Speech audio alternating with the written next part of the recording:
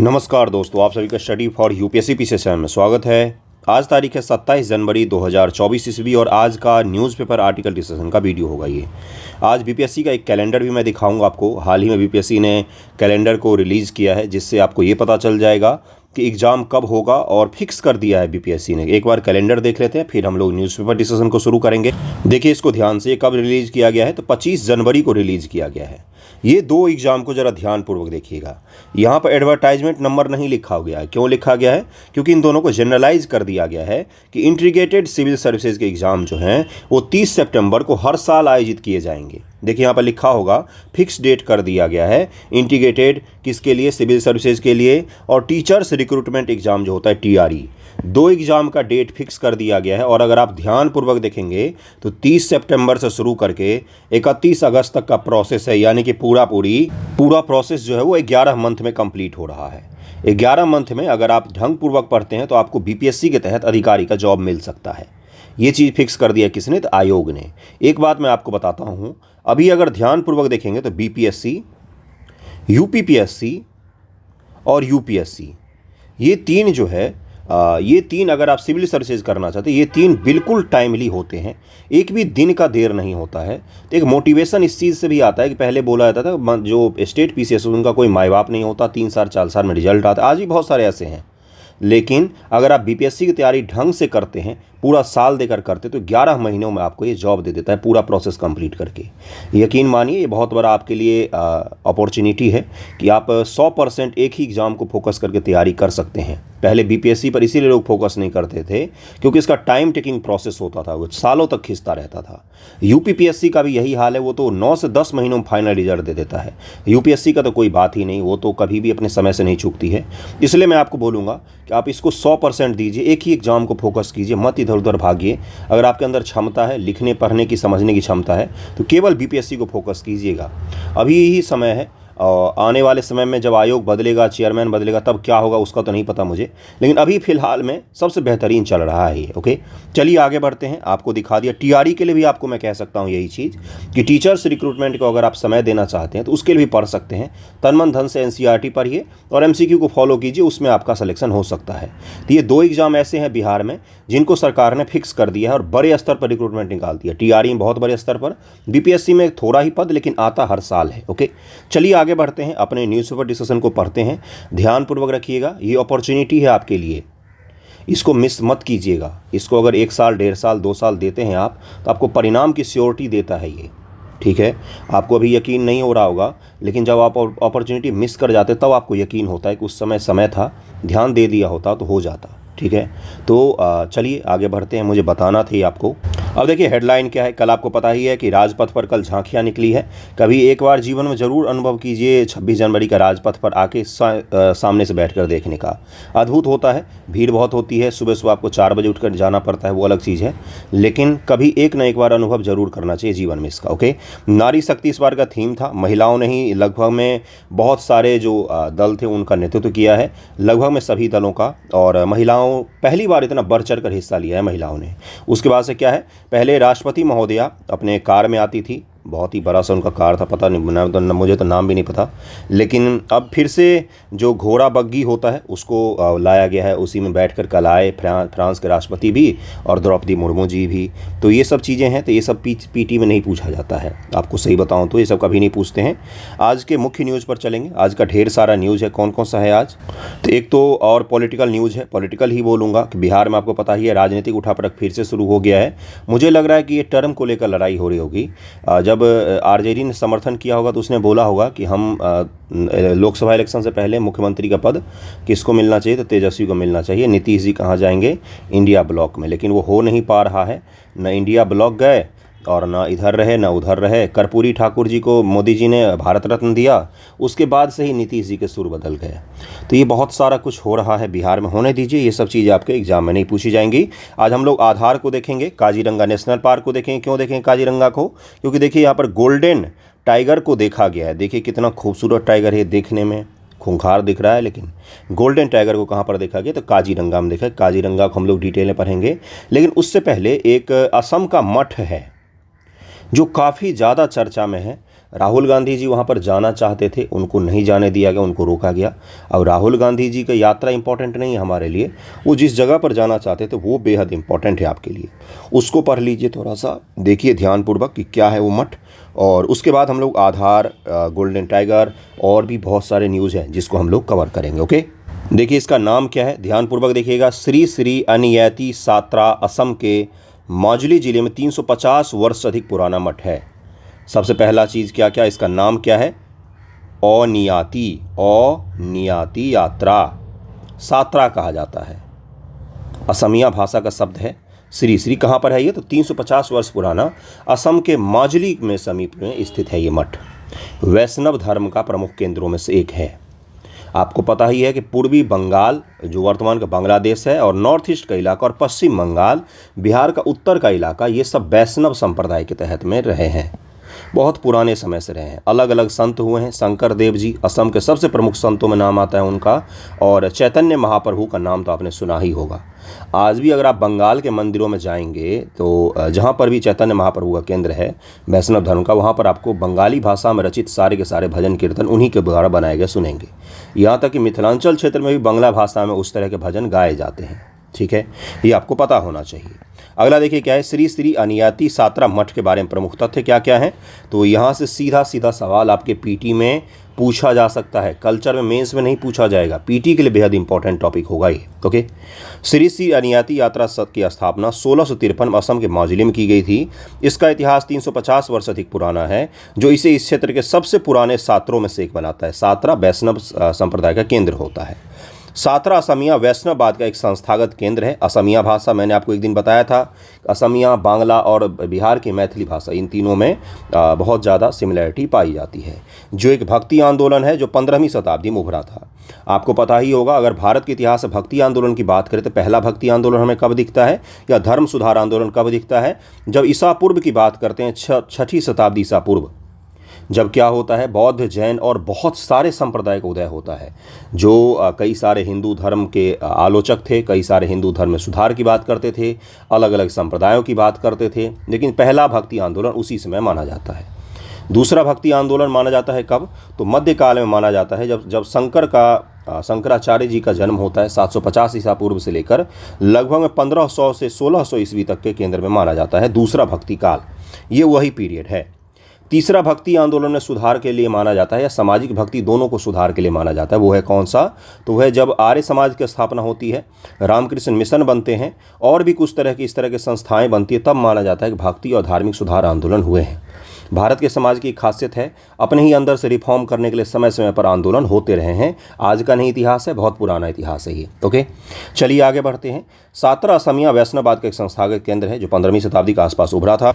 देखिए अगला क्या है कि सात्रा माजुली में स्थित है, जो दुनिया का सबसे बड़ा बसा हुआ नदी द्वीप है। माजुली भारत के पूर्वोत्तर राज्य असम में ब्रह्मपुत्र नदी पर स्थित है। धार्मिक महत्व क्या है, सात्रा असमिया वैष्णववाद का केंद्र है, जो भक्ति आंदोलन जो भगवान कृष्ण की पूजा के इर्द गिर्द रहता है। भक्ति आंदोलन का मतलब होता है भगवान विष्णु और उनके कुछ अवतारों में, जैसे कृष्ण और 5 व्यक्ति हैं जिनकी पूजा की जाती है।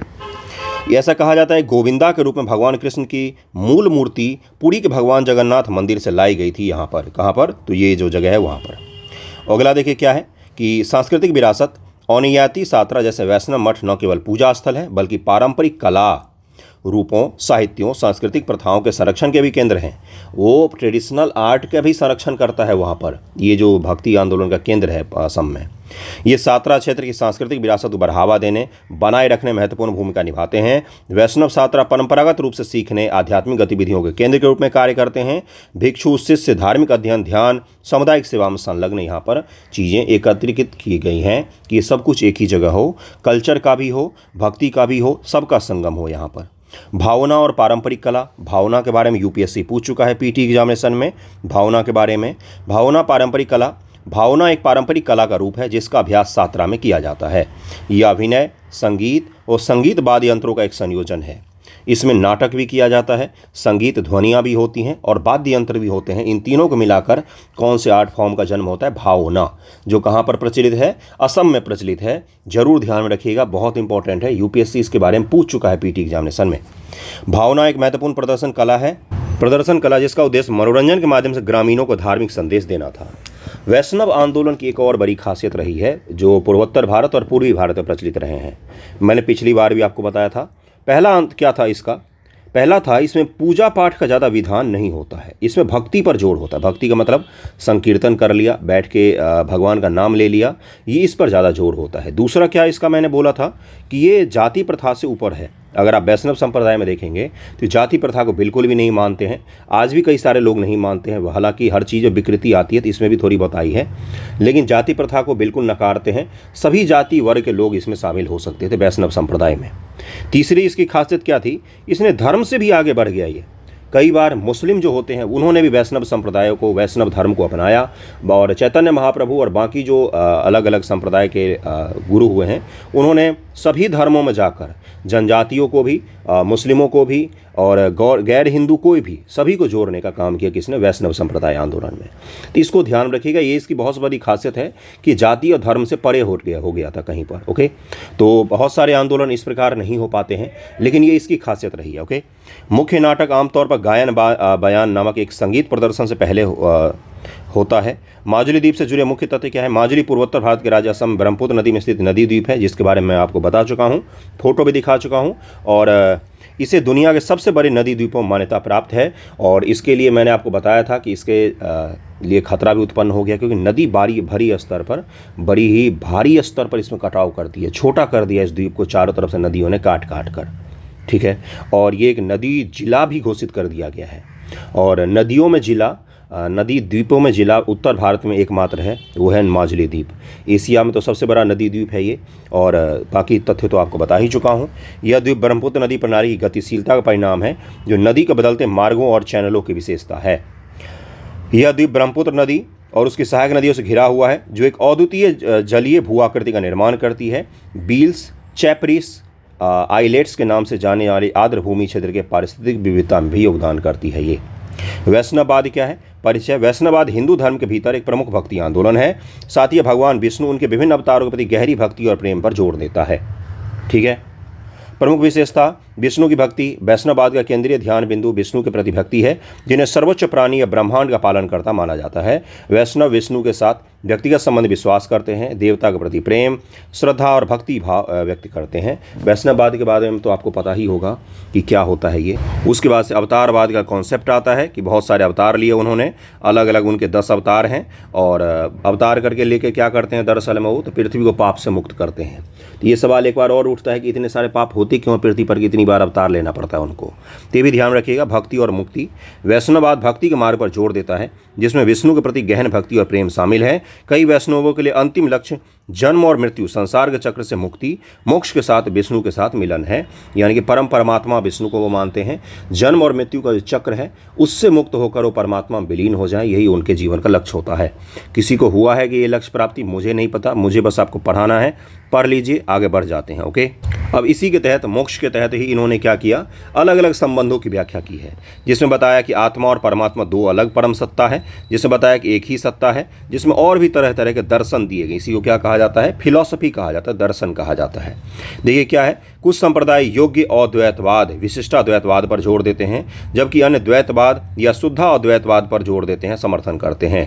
अलग अलग लोगों की अलग अलग शिक्षाएं हैं, जिसके बारे में आपको पता होनी चाहिए। कई बार क्या करता है कि सीधा सीधा फिलॉसफी दे देगा और उसके सामने नाम दे देगा, आपसे पूछेगा कि ये फिलॉसफी किसका दिया हुआ है। जैसे अद्वैतवाद, द्वैतवाद, विशिष्टाद्वैतवाद, अचिंता भेदाभेद, ये सब अलग अलग क्या है? फिलॉसफी के नाम है, दर्शन के नाम है। इन सभी के दर्शन है, जिसमें वे एकमात्र चीज़ को स्पष्ट करने की कोशिश करते हैं कि जो व्यक्ति है, जीव है, आत्मा है, और जो परम सत्ता है, परमात्मा है, ईश्वर है, ईश्वर नहीं, क्या बोला जाएगा उसको, परमात्मा मतलब कि ब्रह्म है, उनके बीच में क्या संबंध है? क्या वो एक ही एंटिटी हैं या अलग अलग एंटिटी हैं? क्या एक ही चीज़ के बटे हुए भाग में स्थित हैं सभी के शरीरों में, या एक ही चीज़ है वो? अलग अलग दर्शन है, इसके दर्शन थोड़ा सा कठिन होता है। श्री वैष्णव संप्रदाय रामानुज के शिक्षाओं पर आधारित योग्य अद्वैतवाद पर जोर देता है। माधव संप्रदाय माधवाचार्य के दर्शन का अनुसरण करते हुए ईश्वर व आत्मा के अलग अलग अस्तित्व पर जोर देते हुए द्वैतवाद को स्वीकार करते हैं। माधवाचार्य द्वैतवाद, ध्यान में रखिएगा, ये चीज़ पूछा गया है पीटी एग्जामिनेशन में, माधवाचार्य का दर्शन का नाम क्या है? तो द्वैतवाद है उनके दर्शन का नाम। पुष्टि मार्ग संप्रदाय वल्लभाचार्य की शिक्षाओं के अनुसार शुद्ध अद्वैतवाद को बनाए रखता है। गौड़ीय संप्रदाय चैतन्य द्वारा संपादित अकल्पनीय द्वैत एवं अद्वैत की शिक्षा देता है गौड़ीय संप्रदाय। चैतन्य महाप्रभु का था गौड़ीय संप्रदाय, गौड़ संप्रदाय भी कहा जाता है इसको। पुष्टि मार्ग किसका है? तो वल्लभाचार्य जी का है, ये जरूर ध्यान रखिएगा। दिल्ली में एक जगह है वल्लभगढ़, वो इन्हीं के नाम पर है, वल्लभगढ़। ये दार्शनिक है बहुत बड़े, दिल्ली के बगल में हरियाणा में आसपास है वल्लभगढ़। चलिए आगे बढ़ते हैं, अगले टॉपिक पर चलते हैं। अगला टॉपिक ICJ से संबंधित है, जहां पर इजराइल और गजा को लेकर केस चल रहा है। दक्षिण अफ्रीका ने केस किया था, उसको जरा हम लोग डिस्कस करते हैं। क्या केस है, क्या परिणाम आया है उसका, और ICJ क्या है, इंटरनेशनल कोर्ट ऑफ जस्टिस और इंटरनेशनल क्रिमिनल कोर्ट में अंतर क्या है, उन सभी चीज़ों को हम लोग देखते हैं। देखिए क्या है ये केस, आज के ही न्यूज़पेपर में आया है और कल ही फैसला आया है डिटेल में, और ये बेहद इंपॉर्टेंट होगा आपके लिए PT के पॉइंट ऑफ व्यू से। कई बार इस तरह की चीज़ें पूछ ली जाती हैं। Israel must take all measures to prevent genocide act in Gaza. ICJ ने बोला है कि जीनोसाइड को रोकने के लिए इजराइल को क्या करना चाहिए, तो थोड़ा सा स्टेप उठाना चाहिए और युद्ध विराम वगैरह पर घोषणा करनी चाहिए। आपको पता होगा, अगर आपको मैं सच बताऊं, बिल्कुल ट्रुथ 100% सच बताऊं, तो आपको ये पता होना चाहिए कि 5 अक्टूबर को, शायद 5 अक्टूबर को गाजा से हमास के आतंकवादियों ने इजराइल पर अटैक किया। ठीक है, अटैक किया और इजराइल के बॉर्डर से सीमा लगे क्षेत्रों में भारी हिंसा की, बहुत बड़े स्तर पर हिंसा की गई। उसके पश्चात इजराइल ने गाजा पर अटैक करना शुरू किया और तब से उसने कुछ नहीं देखा। इतने बॉम्ब गिरा चुका है कि जितने किसी बड़े बड़े युद्ध में यूज़ नहीं किए जाते। एक तो छोटा सा एरिया है, बहुत ही छोटा सा एरिया है गजा। वहाँ के अगर वीडियो आप देख लेंगे तो आपका दिल दहल जाएगा कि इस तरह का भी हो सकता है क्या 2024 ईस्वी में, 2023 ईस्वी में पृथ्वी पर, और पूरी दुनिया शांत होकर देख रही है। दोनों तरफ के लोगों को परेशानियां हो रही हैं, दोनों तरफ के लोग मारे जा रहे हैं, लेकिन गजा की हालत जो है बेहद ख़राब है। छोटे छोटे बच्चों का अंबार लग गया है डेथ के मामलों में। क्या बताऊं मैं, कई बार इस तरह के न्यूज़ जब सामने आते तो आप देखकर हिल जाओगे। सच बताना चाहिए मुझे आपको, मैं किसी का समर्थक नहीं हूँ। इजराइल के भी लोगों की मृत्यु हुई है, बहुत भारी स्तर पर हुई है, और आज भी युद्ध चल ही रहा है, क्योंकि युद्ध को कोई रोकने की कोशिश कर ही नहीं रहा है। हथियार लेकर जाते हैं शांति की बात करने, तो कैसे हो जाएगा। चलिए आगे देखते हैं कि ICJ ने क्या बोला है। ICJ ने बोला है कि Israel must prevent genocide act in Gaza and allow humanitarian add. Israel को बोला गया है कि मानवीय सहायता को आप क्यों नहीं पहुँचने देना चाह रहे हैं गाजा तक। पीने के पानी, ठंड अभी कितनी ज़्यादा पड़ रही होगी वहाँ पर, ज़रा इमेजिन कीजिए। भारत से भी उत्तर में है वो, थोड़ा सा उत्तर में ही है, तो वहाँ पर तो और भी ज़्यादा शरीर कपाने वाली ठंड पड़ती है, गलाने वाली ठंड पड़ती है।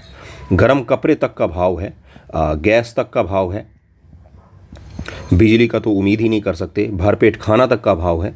समुद्र के खारा पानी पीकर लोग रह रहे हैं। गाजा की मैं बात कर रहा हूँ, तो ये किस में आएगा? ये एक तरीके से एक्ट ऑफ जिनोसाइड में ही आएगा, क्योंकि लोगों को बिना पानी, बिना भोजन के, बिना कपड़ों के तरपा के मार देने का केस होगा ये। ठीक है, इसको समझिएगा। उसके बाद से ICJ ने क्या बोला? ICJ ने बोला है, ICJ ये डिसाइड नहीं कर पाया अभी भी कि ये जिनोसाइड है या नहीं है, क्योंकि साउथ अफ्रीका ने केस किया था। किसको लेकर? जिनोसाइड को लेकर केस किया था। मैं बार बार जिनोसाइड यूज़ कर रहा हूँ, इसके कारण वीडियो अपलोड करने में देरी होगा। यूट्यूब इसको प्रिवेंट करता है, अब जांच करेगा एक एक शब्द को, फिर जाकर अपलोड होने देगा। खैर कोई बात नहीं, मैं आपको बता देता हूँ। साउथ अफ्रीका ने केस किया था इजराइल पर ICJ में कि इजराइल वहाँ पर क्या कर रहा है, तो कत्लेआम कर रहा है। तो इसको तो प्रूव नहीं किया गया है, लेकिन ICJ ने इजराइल को वार्न किया है कि आप पर हम ये एक्ट लगा सकते हैं, इससे पहले आप सचेत हो जाइए और ह्यूमैनिटेरियन एड वहाँ पर कम से कम पहुँचने दीजिए, मानवीय सहायता वहाँ पर पहुँचने दीजिए। ये ठीक है, इतना तो समझ में आ गया होगा। अब ICJ के बारे में हम लोग पढ़ेंगे, और इंटरनेशनल क्रिमिनल कोर्ट क्या होता है, इंटरनेशनल जो जस्टिस है वो क्या होता है, उसको दोनों को हम लोग अंतर के साथ समझने की कोशिश करेंगे। देखिए क्या है कि अंतर्राष्ट्रीय कोर्ट ऑफ जस्टिस ICJ कहा जाता है, एक ICC भी होता है, इंटरनेशनल क्रिमिनल कोर्ट भी होता है। इन दोनों में अंतर भी बताऊंगा। इंडियन एक्सप्रेस से सारा कुछ उठाया मैंने, ध्यानपूर्वक देखिएगा, आपको पता चल जाएगा। अंतर्राष्ट्रीय न्यायालय के बारे में ICJ संयुक्त राष्ट्र का एक प्रमुख न्यायिक अंग है। UN के जो अलग अलग अंग हैं उसी में से एक प्रमुख अंग क्या है? ICJ, international court of justice. ये किस प्रकार का कोर्ट है? बस एक प्रकार का कोर्ट है। क्या इसके फैसले को लागू करने की शक्ति है इसके पास? बिल्कुल नहीं है। इसमें जज जो होते हैं वो नॉमिनी होते हैं अलग अलग देशों से, अलग अलग देश से जज को अपॉइंट किया जाता है वहाँ पर, और वो जज स्वतंत्र नहीं होते हैं, वो इस देश के डिप्लोमेटिक टाइज से जुड़े होते हैं। वो जज कोई ऐसा नहीं होता है कि बिल्कुल निष्पक्ष तरीके से फैसले देते हैं। वो अपने देश की स्थिति को, अपने देश के डिप्लोमेटिक पॉइंट ऑफ व्यू को, अपने देश के पक्ष को ध्यान में रखते हुए फैसला देते हैं। 15 से अधिक जजों का एक बड़ा सा पैनल होता है जहां पर ये सुनवाई होती है। कुलभूषण जाधव का केस याद कीजिए, जब पाकिस्तान और भारत ICJ में थे उस समय भी ये चर्चा में आया था और उस समय भी डिटेल में इसके वीडियो वगैरह भी भारत में देखे गए थे न्यूज़ चैनल वगैरह पर, है ना। तो देखिए क्या है, संयुक्त राष्ट्र के 6 प्रमुख संस्थानों के विपरीत यह एकमात्र संस्था है जो न्यूयॉर्क में स्थित नहीं है। अब आगे आज का सवाल आपका, जो मैं रोज़ आपको बोलता हूँ, 6 प्रमुख संस्थान UN के कौन कौन से हैं? ज़रा ढूंढिए, सर्च कीजिए और कमेंट करके मुझे बताइएगा अगर आपको पता हो तो। इसकी स्थापना 1945 में संयुक्त राष्ट्र के चार्टर द्वारा की गई और इसने अप्रैल 1946 में काम करना शुरू किया। पूर्वगामी ICJ अंतर्राष्ट्रीय न्याय के अस्थायी न्यायालय PSIG का उत्तराधिकारी है, जिसे राष्ट्र संघ के माध्यम से उसके द्वारा अस्तित्व में लाया गया था। राष्ट्र संघ की बात कब हो रही है बंधुओं? तो प्रथम विश्व युद्ध के पश्चात राष्ट्र संघ की स्थापना की गई थी, अगर आपको याद होगा। फिर सेकेंड वर्ल्ड वॉर का जब आप कारण पढ़ते हो, वर्ल्ड हिस्ट्री तो पढ़ा होगा ना, वर्ल्ड वॉर का 9th में ही पढ़ा होगा गुरु, तो वहाँ पर जब आप पढ़ते हो ना कि प्रथम विश्व युद्ध के समाप्त होने के बाद क्या क्या सी घटनाएं हुई, तो उसमें सारा कुछ पढ़ते हैं आप। फिर आप पढ़ते हो कि सेकेंड विश्व युद्ध शुरू होने के क्या कारण थे, तो उसमें हम ये भी पढ़ते हैं कि राष्ट्र संघ का फेल्योर पढ़ते हैं ना, तो वहाँ पर भी आपने इसको चर्चा में सुना होगा। PSIG की स्थापना फरवरी 1922 में नीदरलैंड के द हेग में पीस पैलेस में की गई थी। द्वितीय विश्व युद्ध के बाद राष्ट्र संघ और PSIG को क्रमशः संयुक्त राष्ट्र और ICJ द्वारा प्रतिस्थापित किया गया। ये ठीक है। PSIG को औपचारिक रूप से अप्रैल 1946 में भंग कर दिया गया था और इसके अंतिम अध्यक्ष अल सल्वाडोर के न्यायाधीश जोस गुस्तावो ग्यूरेरो ICJ के पहले अध्यक्ष नियुक्त किए गए थे। जो PSIG के अध्यक्ष थे उन्हीं को ICJ का अध्यक्ष नियुक्त कर दिया गया था। ओके, ICJ की भूमिका, यह राष्ट्रों के बीच कानूनी विवादों को सुलझाता है। अधिकृत संयुक्त राष्ट्र के अंगों, विशेष एजेंसियों द्वारा निर्दिष्ट कानूनी प्रश्नों पर अंतर्राष्ट्रीय कानून के अनुसार सलाह देता है। पहला मामला ब्रिटेन द्वारा अल्बानिया के विरुद्ध लाया गया था और यह कोरफू चैनल से संबंधित था, जो कि यूरोपियन मेनलैंड और कोरफू एवं अल्बानिया के ग्रीक द्वीपों के आयोनियन, कौन सा सागर है ये?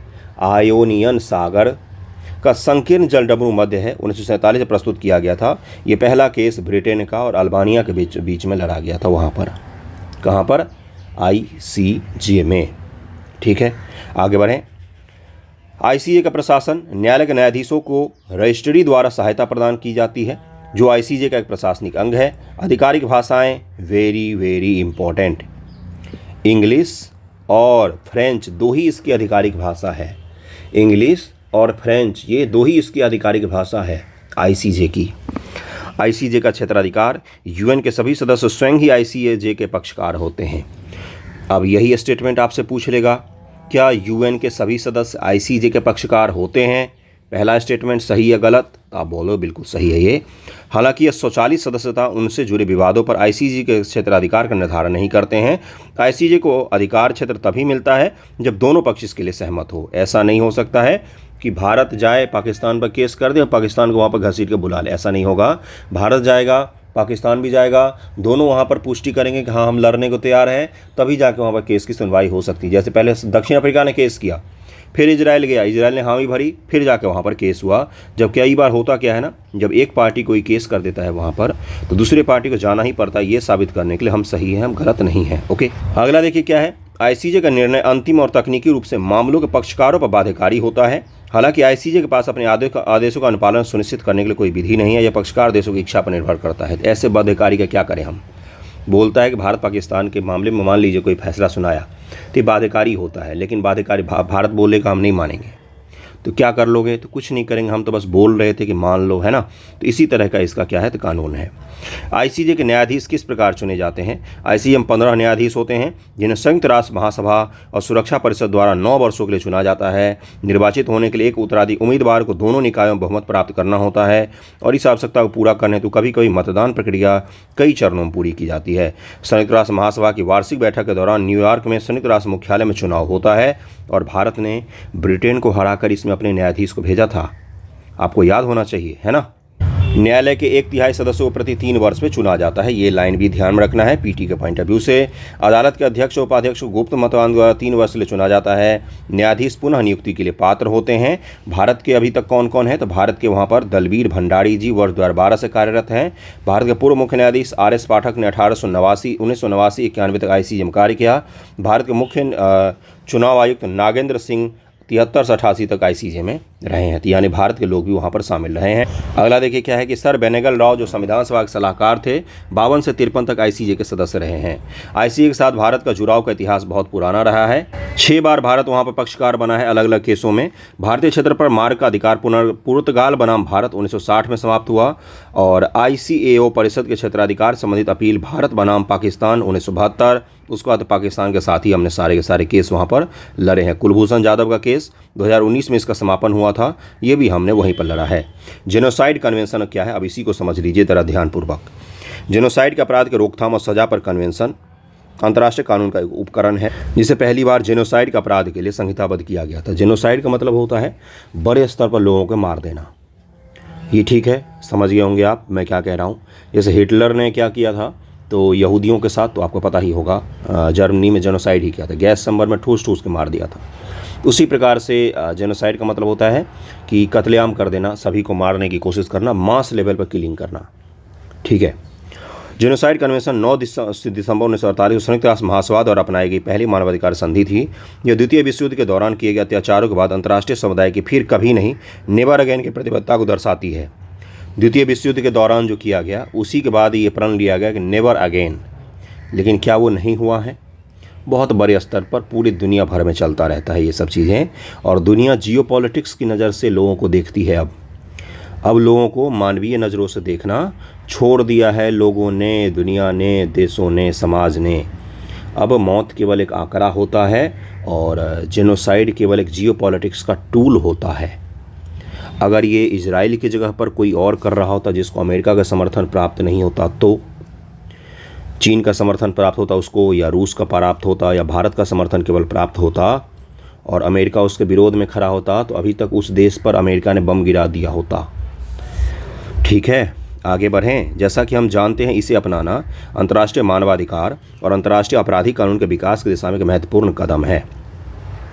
जेनोसाइड कन्वेंशन के अनुसार जेनोसाइड एक ऐसा अपराध है, युद्ध तथा शांति दोनों समय हो सकता है। युद्ध की स्थिति में भी हो सकता है, शांति की स्थिति में भी हो सकता है। कन्वेंशन में निर्धारित जेनोसाइड के अपराध की परिभाषा को राष्ट्रीय और अंतर्राष्ट्रीय दोनों स्तर पर व्यापक रूप से अपनाया गया, जिसमें वर्ष 1998 में बनाई गई अंतर्राष्ट्रीय आपराधिक न्यायालय ICC की रोम संविधा भी शामिल है। अब आपसे यही पूछ सकता है कि जो अंतर्राष्ट्रीय कन्वेंशन है उसके अनुसार केवल युद्ध की स्थिति में ही जेनोसाइड को परिभाषित किया गया है। ये सीधा सीधा स्टेटमेंट दे सकता है पीटी में आपसे। आपको लग रहा है ना मजाक कर रहा हूँ मैं, लेकिन ये सच में पूछ सकता है। इस बार 69 का पेपर उठाकर देखिए क्या क्या नहीं पूछा गया है।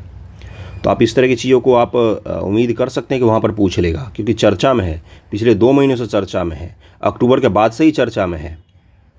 ओके। महत्वपूर्ण रूप से कन्वेंशन राज्य पार्टियों पर जेनोसाइड के अपराध को रोकने, दंडित करने तो कानून बनाने, अपराधियों को दंडित करने, चाहे वो संवैधानिक रूप से जिम्मेदार शासक, सार्वजनिक अधिकारी या निजी व्यक्ति ही क्यों न हो, से संबंधित अनुच्छेद 4 इस दायित्व को नरसंहार प्रतिषेध के अलावा अंतर्राष्ट्रीय प्रथागत कानून के मानदंडों के रूप में भी देखा जाता है। इसलिए सभी राज्यों पर बाध्यकारी है, चाहे उन्होंने जेनोसाइड कन्वेंशन की पुष्टि की हो या नहीं की हो, आपने इस कन्वेंशन की पुष्टि की हो या नहीं की हो, लेकिन आपके ऊपर में ये चीज़ लागू होगा। इस चीज़ से बच नहीं सकते अगर आपने इस तरह का अपराध किया है तो। लेकिन क्या हकीकत में बच सकते हैं कि नहीं, सोचिएगा ज़रा, देखिएगा कि कोई बचा है क्या। चलिए आगे बढ़ते हैं। अब देखिए दोनों में अंतर। ICC international criminal court, Bharat ने इसकी मान्यता नहीं दी है, भारत इसकी पुष्टि नहीं करता है। भारत बोलता है कि हम किसी भी क्रिमिनल कोर्ट के मामले में हम केवल भारत के संविधान द्वारा स्थापित कानूनों के प्रति प्रतिबद्ध हैं। दुनिया के किसी कानून को हम बाकी नहीं मानते हैं। हमारे देश में कानून लागू है, हम उसी को मानेंगे। स्थापना ICJ 1945 बना, ये 2002 में बना है।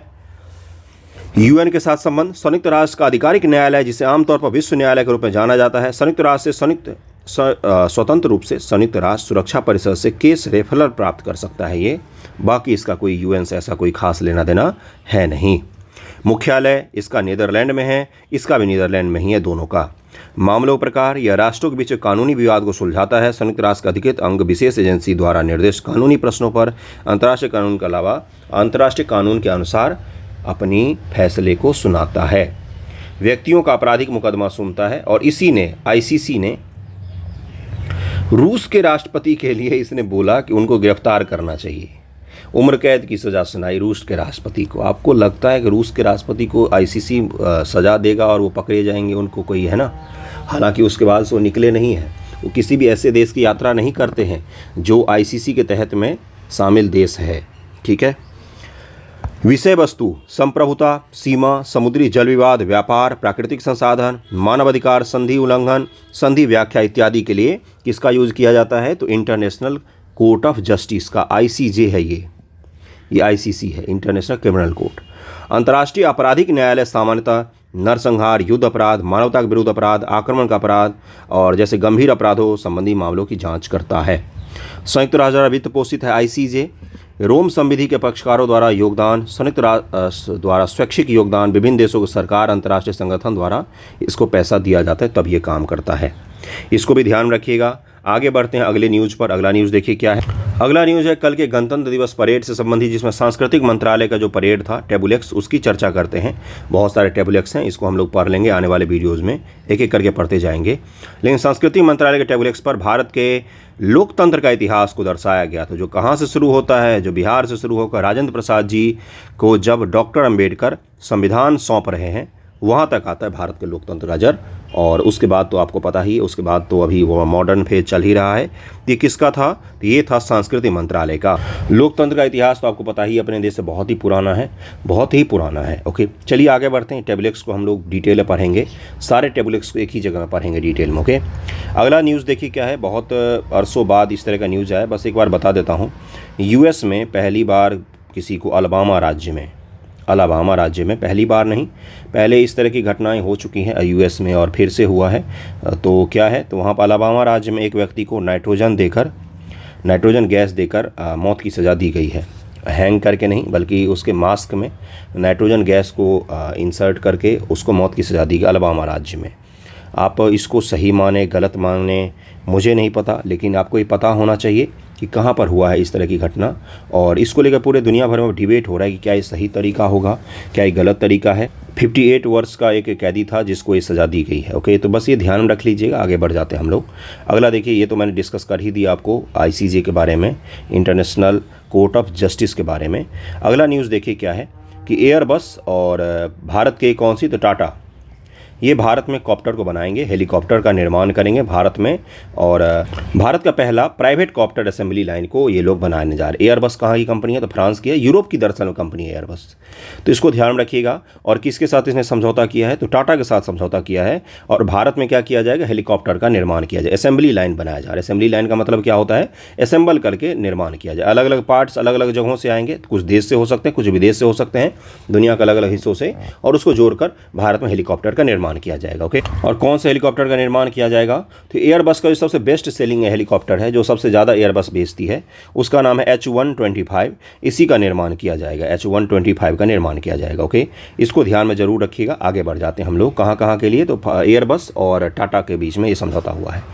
अगला गोल्डन टाइगर के बारे में अभी मैं बताता हूँ, और आधार के बारे में भी आपको मैं डिटेल बता देता हूँ।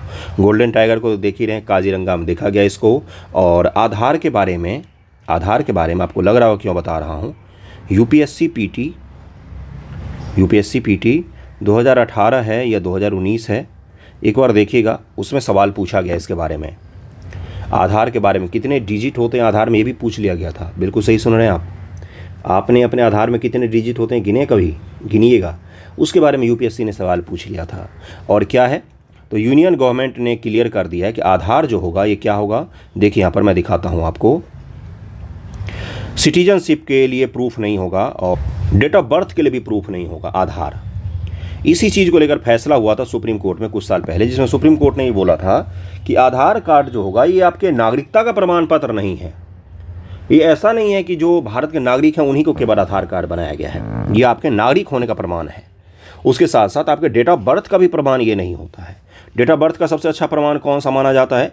तो 10th का सर्टिफिकेट माना जाता है। 10th का मार्कशीट या सर्टिफिकेट जो 10वीं का आपका होता है वही मांगा, इसीलिए सब जगह 10वीं का मांगा भी जाता है। क्यों? क्योंकि डेट ऑफ बर्थ आपका देखना होता है। बाकी आधार कार्ड ना तो डेट ऑफ बर्थ का और ना तो आपके सिटीजनशिप का प्रमाणीकरण पुष्टिकरण करता है। ये स्टेटमेंट ध्यान में रखिएगा। आधार कार्ड आपके नागरिकता का पुष्टिकरण नहीं करता। ये स्टेटमेंट ही पूछ लिया था यूपीएससी ने। और उसके बाद आधार में कितने लेटर होते हैं, ये सब कुछ भी पूछा गया था। ओके, चलिए देखते हैं क्या सब होता है आधार में। देखिए, पहले काजीरंगा के बारे में पढ़ लेते हैं। अवस्थिति कहाँ पर है इसका पता होगा, असम राज्य में है, बहुत ही बड़े एरिया में है। यहाँ पर क्या नहीं पाया जाता है, हर चीज़ पाया जाता है। हाथी, सारे बड़े जानवर, हाथी, गेंडा, एशियाई गेंडा में भारतीय गेंडा, ठीक है। गेंडा पहले उत्तर भारत के सभी जगहों पर पाए जाते थे, धीरे धीरे करके विलुप्त होते गए और केवल नॉर्थ ईस्ट के भागों में सिमट गए। उसके अलावा टाइगर भी यहाँ पर बड़े स्तर पर पाए जाते हैं। कहाँ पर, काजीरंगा में। ओके, यह ब्रह्मपुत्र घाटी बाढ़ के मैदान एकमात्र सबसे बड़ा अविभाजित और प्रतिनिधि क्षेत्र है। वैधानिक स्थिति इस उद्यान को 1974 में राष्ट्रीय उद्यान घोषित किया गया था। 1974 में इसको नेशनल पार्क घोषित किया गया। 2007 में इसको टाइगर रिजर्व घोषित कर दिया गया। अंतर्राष्ट्रीय स्थिति 1985 में यूनेस्को विश्व धरोहर घोषित किया गया। जितने मैं बता रहा हूँ ना, सत्यनारायण भवानी कथा, राम नाम नहीं ले रहा हूँ, ये सारे इंपॉर्टेंट है आपके लिए। पीटी में ये सारे पूछ सकता है। 2007 की जगह 2010 दे सकता है, 1974 की 1978 दे सकता है, 1985 की जगह पर 1995 दे सकता है। पीसीएस वाले ये खेल करते हैं। यूपीएससी में ईयर में हेर फेर नहीं करेगा आपसे, लेकिन पीसीएस वाले हेर फेर करते हैं, इसलिए इसको ध्यानपूर्वक याद रखिएगा। काजीरंगा सबसे इंपॉर्टेंट हमारे बायोडाइवर्सिटी क्षेत्रों में से एक है। क्यों इंपॉर्टेंट है? क्योंकि वहाँ पर हर चीज़ पाया जाता है। देख ही रहे हैं आप लोग कि सारा कुछ पाया जाता है, पक्षियाँ भी पाई जाती हैं वहाँ पर। तो देखिए अगला लाइन वही है। इसे बर्ड लाइफ इंटरनेशनल द्वारा एक महत्वपूर्ण पक्षी क्षेत्र के रूप में मान्यता दी गई है, ठीक है।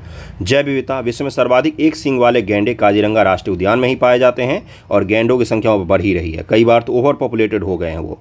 गैंडों की संख्या के मामले में असम के काजीरंगा राष्ट्रीय उद्यान के बाद पोबीतारो वन्यजीव अभयारण्य का दूसरा स्थान है, जबकि पोबीतारो अभयारण्य विश्व में गैंडों की उच्चतम जनसंख्या घनत्व वाला अभयारण्य है।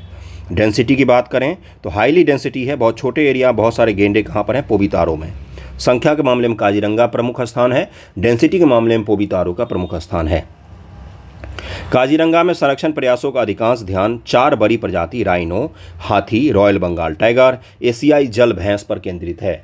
एशियाई जल भैंस, टाइगर, हाथी और रोइनो, सारे बड़े जानवर वहाँ पर आपको देखने को मिल सकते हैं। 18 जनगणना में ये बहुत सारे गैंडे थे वहाँ पर, और नया वाला जनगणना पढ़ लीजिएगा, ये पुराने डेटा हैं यहाँ पर। और देखिए अगर उसके बाद से क्या है, उत्तराखंड का जिम कॉर्बेट में 215 थे, काजीरंगा अनुमानित 103 बाघ थे, कर्नाटक के बांदीपुर में 120 थे। भारत में बाघ में तीसरी सबसे बड़ी आबादी है।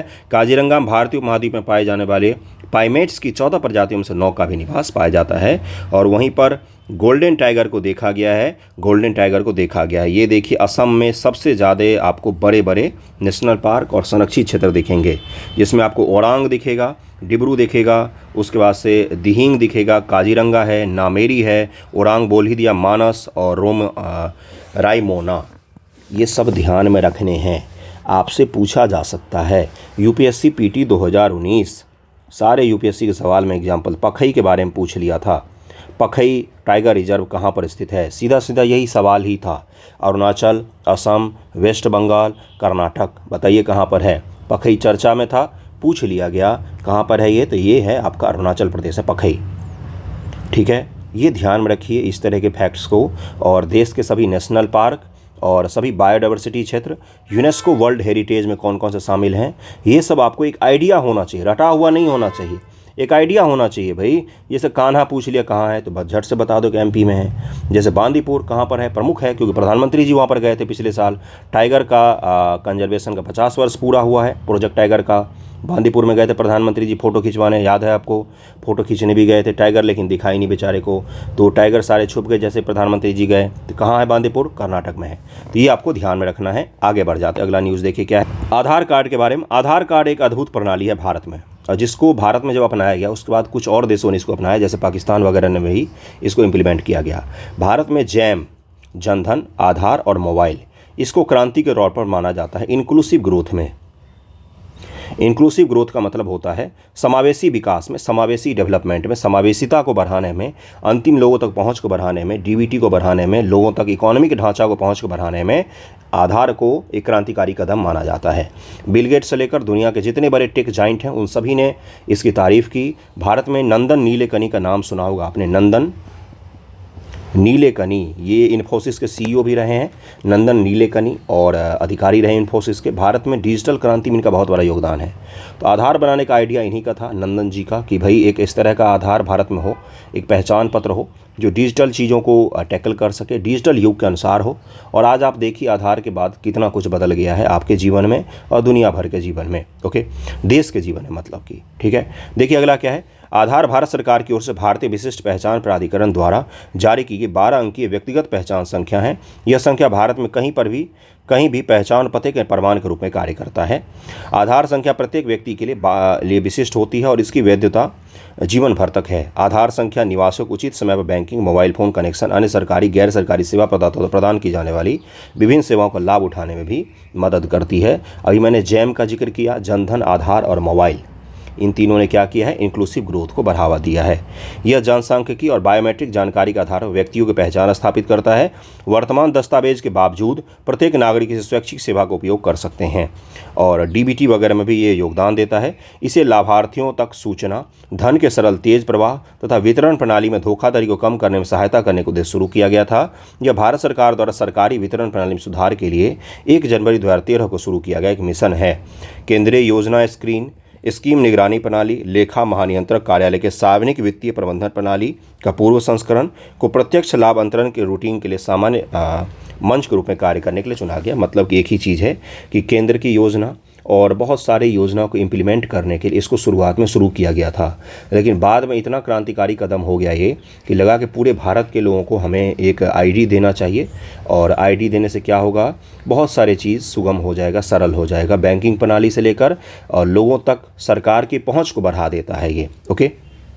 डीबीटी को तो आप जानते ही हैं। अगला देखिए क्या है, अगला तो मैं बता ही चुका हूँ।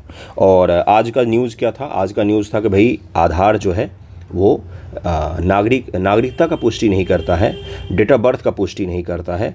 एक बार तो आया था कि ये आपके एड्रेस का भी पुष्टि नहीं करता है। आधार बस आपकी पुष्टि करता है कि आपका नाम क्या है, आपका बायोमेट्रिक डेटा क्या है, इसी की पुष्टि करता है। कई बार सरकार पर आरोप लगते हैं कि आधार को आपने बनाया तो है लेकिन अभी तक इसको सही से रेगुलेट नहीं कर पा रहे हैं, इसके सुरक्षा को सुनिश्चित नहीं कर पा रहे हैं, तरह तरह के इल्ज़ाम लगते हैं। खैर, इसके 12 अंक की प्रणाली होती है, ये ध्यान में ज़रूर रखिएगा। और आज का न्यूज़पेपर डिस्कशन यहीं पर समाप्त होता है। काफ़ी सारा कुछ सीखने को आपको मिला होगा। अगले वीडियो हम लोग मिलेंगे। थैंक यू सो मच आप सभी का।